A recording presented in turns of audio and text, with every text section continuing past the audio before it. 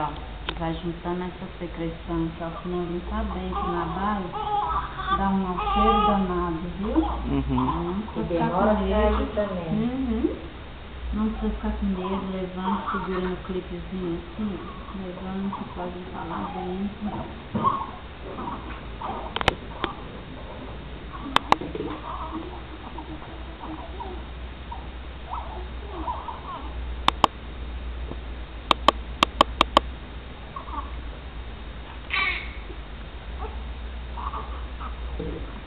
Deixa eu ver se eu tenho, depois eu acho que eu tenho que ir.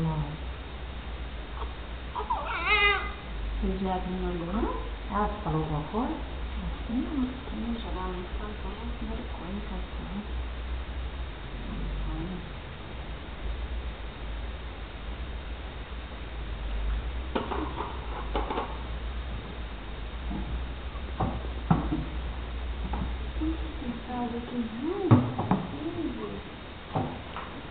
Depois eu dou uma lista no caldo. Não vou pegar do ladinho.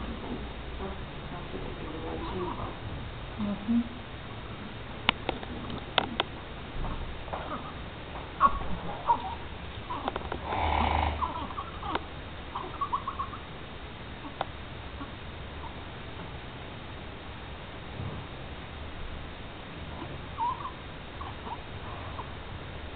Extremamente pesado.